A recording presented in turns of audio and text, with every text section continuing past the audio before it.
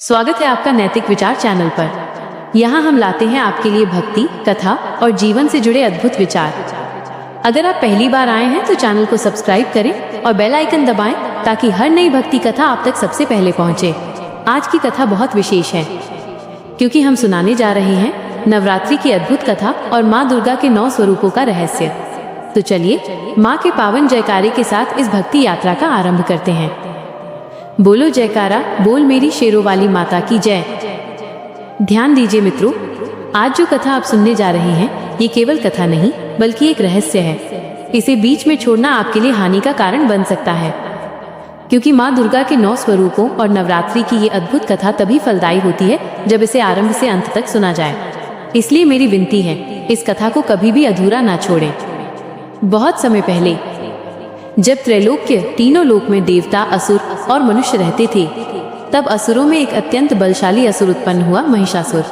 महिषासुर बचपन से ही बलशाली था, लेकिन शक्ति के साथ साथ उसमें अभिमान भी बढ़ता चला गया। उसे लगता था कि यदि वो कठोर तपस्या करे तो देवताओं को हराकर स्वयं स्वर्ग का स्वामी बन सकता है। तो वो गया जंगल की गहरी गुफाओं में। उसने कठोर तप आरंभ किया। न दिन की चिंता न रात का भय। कभी अग्नि के बीच खड़े होकर, कभी वर्षा में भीगते हुए, कभी बर्फ में तपते हुए वह ब्रह्मा जी का स्मरण करता रहा। सैकड़ों वर्षों की तपस्या के बाद ब्रह्मा जी उसके सामने प्रकट हुए। उन्होंने कहा, वत्स महिषासुर, मैं तेरी तपस्या से प्रसन्न हूँ। वरदान मांगू जो तुम्हारे मन को प्रिय हो। महिषासुर ने ब्रह्मा जी को प्रणाम किया और बड़ी चालाकी से बोला, हे प्रभु, यदि आप प्रसन्न हैं तो मुझे ऐसा वरदान दीजिए कि न तो कोई देवता, न असुर, न मनुष्य और न ही कोई अन्य प्राणी मुझे मार सके। मैं अमर हो जाऊं और तीनों लोकों पर मेरा ही राज्य हो। ब्रह्मा जी गंभीर हो गए। उन्होंने कहा, वत्स, अमृतत्व देना नियमों के विरुद्ध है।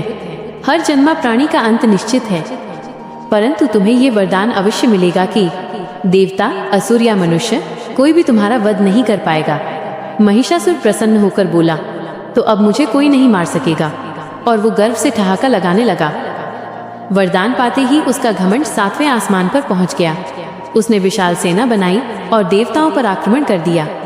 सबसे पहले उसने इंद्रदेव को पराजित किया, फिर वरुण, वायु, अग्नि सभी को हराकर स्वर्गलोक पर अधिकार कर लिया। अब स्वर्गलोक में असुरों का राज्य था। देवता बेघर होकर भटकने लगे। वे रोते हुए ब्रह्मा, विष्णु और महेश के पास पहुंचे। देवताओं ने हाथ जोड़कर कहा, हे प्रभु, हम आपकी शरण में आए हैं। महिषासुर ने तीनों लोकों पर कब्जा कर लिया है। स्वर्ग छिन गया है, धर्म नष्ट हो रहा है। अब आपकी ही कृपा हमें बचा सकती है। त्रिदेव ने यह सुना तो वे गहन चिंतन में डूब गए। उन्होंने कहा, यह दैत्य इतना बलशाली है कि देव, दानव और मनुष्य कोई भी इसका वध नहीं कर सकता, लेकिन एक शक्ति है जो इसका अंत कर सकती है। ये दैत्य किसी देव, दानव या मनुष्य से नहीं मारा जा सकता। अब केवल आदिशक्ति ही इसका अंत कर सकती है। ये सुनकर सभी देवताओं ने अपना अपना तेज एक स्थान पर समर्पित कर दिया। त्रिदेव, ब्रह्मा, विष्णु और महेश ने अपने तेज का अंश दिया। इंद्र ने अपना दिव्य प्रकाश समर्पित किया। वायु, वरुण, अग्नि, यम, चंद्र, सूर्य, कुबेर सभी देवताओं ने अपनी दिव्य ऊर्जा उस ज्योति में प्रवाहित कर दी। वो दिव्य तेज जब एकत्र होकर प्रज्वलित हुआ तो उसमें से प्रकट हुई जगत जननी आदिशक्ति माँ दुर्गा। उनका स्वरूप अत्यंत अद्भुत और तेजस्वी था। शिवजी ने उन्हें त्रिशूल प्रदान किया, विष्णु जी ने सुदर्शन चक्र दिया, इंद्र ने वज्र और ऐरावत, वरुण ने शंख, वायु ने धनुष बाण, अग्नि ने शक्ति अस्त्र, हिमालय ने सिंह वाहन दिया और समुद्र ने रत्न जटित आभूषण व दिव्य वस्त्र भेंट किए। देवताओं ने हाथ जोड़कर कहा, हे माँ, आप ही जगत की रक्षा कर सकती हैं। आप ही महिषासुर का अंत करें। माँ दुर्गा ने सिंह पर आरूढ़ होकर युद्ध का बिगुल बजाया। पूरा ब्रह्मांड उनके घोष से गूंज उठा।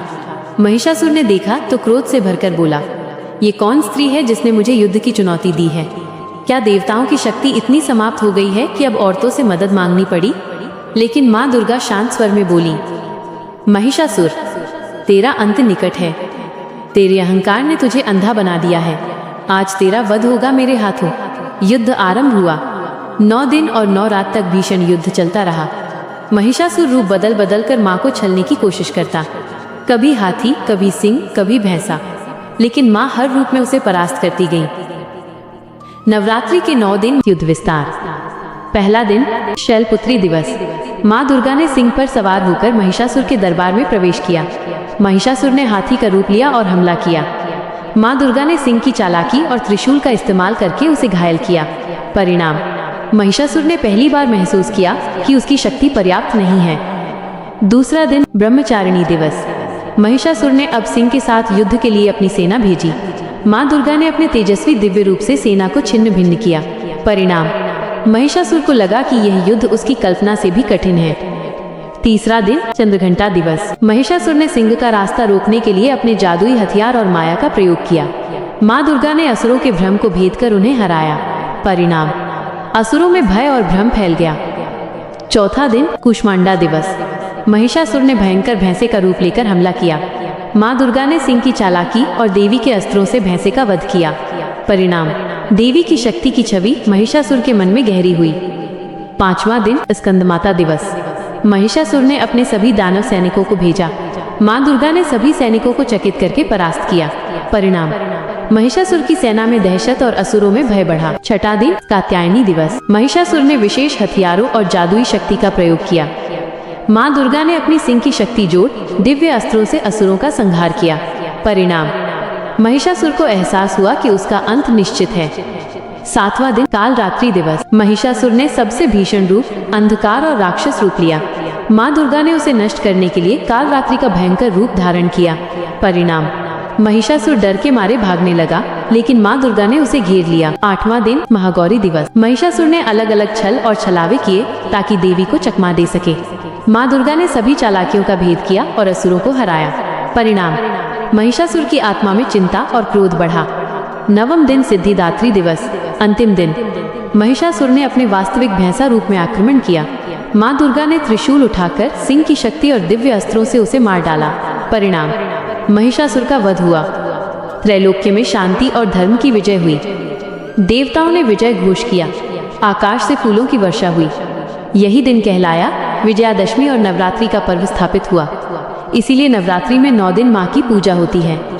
9 दिन के युद्ध के प्रतीक रूप में माँ के 9 स्वरूपों की उपासना की जाती है।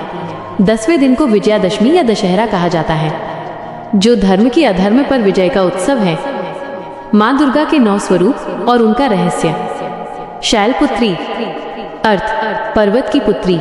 रहस्य, यह रूप धैर्य, स्थिरता और शक्ति का स्रोत है।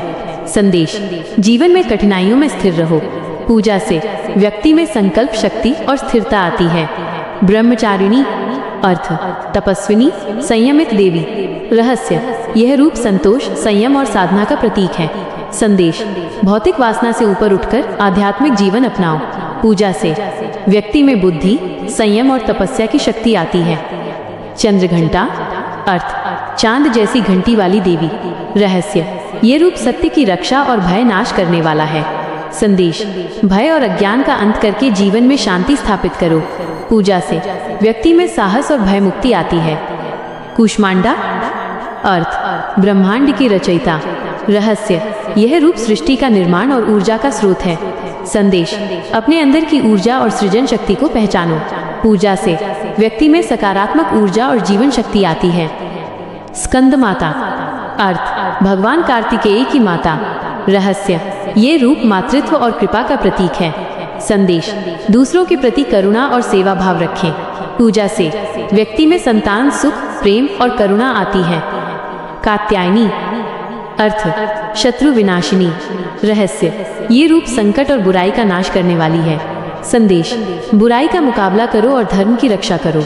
पूजा से व्यक्ति में साहस और शक्ति आती है। कालरात्रि अर्थ भयावह रूप, अंधकार नाशिनी। रहस्य, यह रूप अंधकार और पाप का नाश करने वाला है। संदेश, अज्ञान और पाप से लड़ो। पूजा से व्यक्ति में भीतिहीनता और नकारात्मक शक्तियों से मुक्ति आती है। महागौरी अर्थ पवित्रता और शुद्धता की देवी।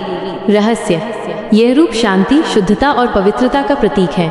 संदेश, अपने मन और कर्म को शुद्ध रखो। पूजा से व्यक्ति में शांति, पवित्रता और आत्मबल आती है। सिद्धिदात्री अर्थ सभी सिद्धियां देने वाली। रहस्य, ये रूप संपूर्णता और सिद्धि का प्रतीक है। संदेश, साधना और भक्ति से जीवन में पूर्णता प्राप्त होती है। पूजा से व्यक्ति में सिद्धि, सफलता और आत्मसंतोष आता है। मित्रों, ये थी नवरात्रि की अद्भुत कथा और माँ दुर्गा के 9 स्वरूपों का रहस्य। अगर आपको ये वीडियो पसंद आई हो तो नैतिक विचार चैनल को सब्सक्राइब करें, बेल आइकन दबाएं, लाइक करें और शेयर करें। याद रखिए, भक्ति अधूरी नहीं होनी चाहिए। माँ की कृपा तभी मिलती है जब श्रद्धा पूर्ण और निरंतर हो। आइए सब मिलकर बोले, जय माता दी,